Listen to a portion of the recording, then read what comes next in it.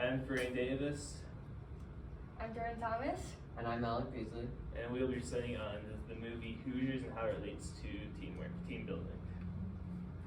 So the movie is about a small town in Indiana and a basketball coach. So the basketball coach, he moves there, and he's got a troubled past, and he's going to coach the team both intertown politics and just a lot going on. The town's going against him, and he's got to build the team up, and that's where the movie starts. So the first leadership lesson is taking responsibility. From the very beginning, Coach Norm states that he makes it very clear that he is taking responsibility for this team, and anything that the team does, he's going to take responsibility for. The second lesson is setting standards. Everybody doesn't want their time wasted. The players don't want their time wasted, and the coach doesn't want their time wasted. If none of them don't want their time wasted, or none of them want to be there, then none of them are going to be motivated. So by everyone respecting everyone's time and taking their time and not wasting it, everyone's respecting each other and everyone's respecting the team and the coach.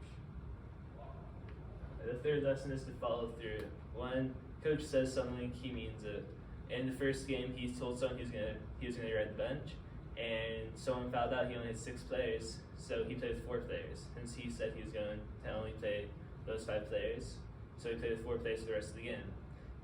When he says something, he means it, and he doesn't want people to think that he doesn't. So when he says something, he means it, which this builds team just by saying like if coach says something to you, he means it, and that kind of just like inspires people to be better and to follow through with what they say as well.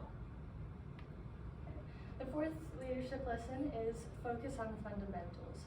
So Coach, he breaks down each skill into little activities, and so they can get just the drills down and practice, so when it comes to the game, they can put it all together and they know what they're doing, and they can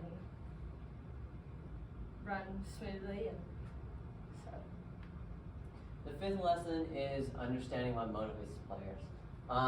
The coach knows what motivates the players, but if the players don't want to be on the team, then there's no way that they're gonna either be as good as they are if they don't have the motivation to be there because they don't want to, or if they're being forced there. Like there was a star player that was amazing, but the coach knew that he didn't want to be there. So he offered the star player a spot, but he never took it. So instead of forcing that player to try and be on the basketball team, he just offered a spot and said, if you want it, come and take it. The sixth lesson is to develop others. The coach develops the team, but by doing that, he has to help people who are involved with the team. So one of the players' father, his name is Scooter, and he's just a drunk. He doesn't have his life together at all, but he knows basketball really, really well, especially local Indiana basketball. So Coach Norm, he goes up and he says, ask Scooter if he wants the assistant coach. Scooter's ecstatic and he's all for it, but he says has guidelines. He has to come dressed in a suit or just dress shirt and tie, and he has to stop drinking. And by setting these standards for Scooter, he gives him a reason to get out of the slump he's in, and this develops him, and it helps him develop other players such as Scooter's son. the seventh leadership lesson is focus on effort.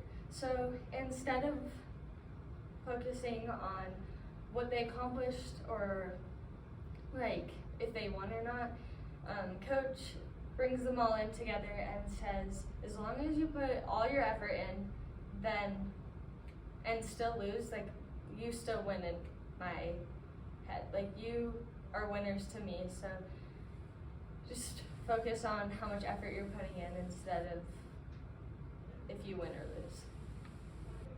The eighth one is show confidence. Now, if the team doesn't have confidence, they're obviously not going to play as well. So by Coach Norm, what he does is he believes in the team, and by that, the team gets a bit of motivation from that.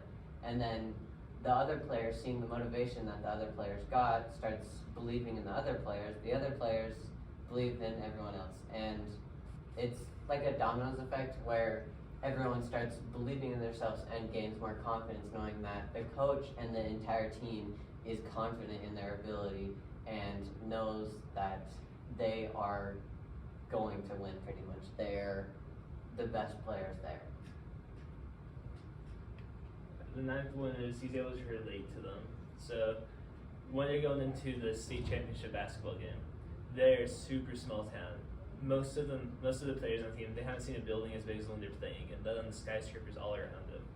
So what he does is he takes a measuring tape and he measures how tall the basket is, and he measures how far the three throw is, and he says it's the same court thing on just in a different place. And by doing this, he's able to inspire the boys to know that they're in the same court that they were in back at home, and they can win if they play like they did back home. And the final leadership lesson is adapt to the situation.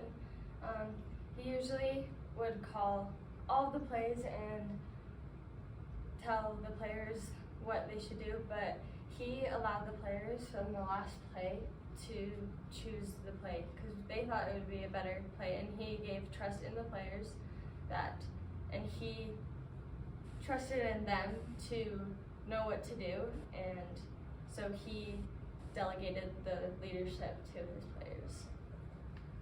Then this is a movie. This clip is right before the championship game, and coach, he comes down and he tells the players that he doesn't care what the scoreboard says at the end. He only cares how hard they try and the effort they put in. And it takes away the fear of losing that they had before, and it brings in just a new confidence in them because they know that coach is going to love them and accept them regardless of what the scoreboard says at the end.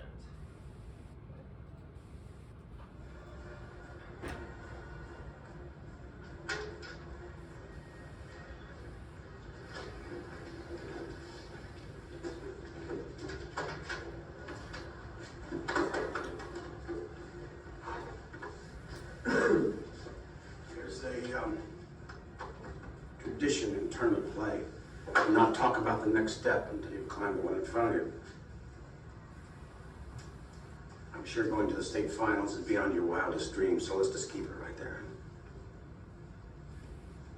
Forget about the crowds, the size of the school, their fancy uniforms, and remember what got you here.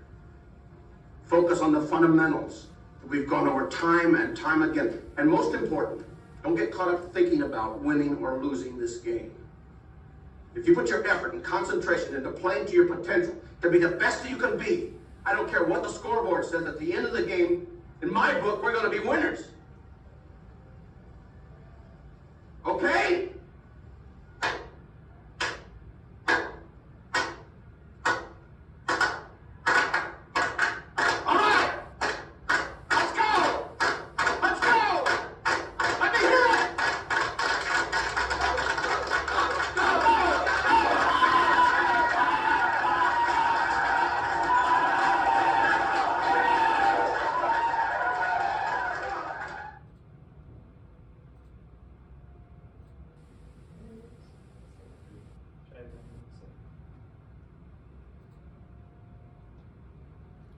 Thank you.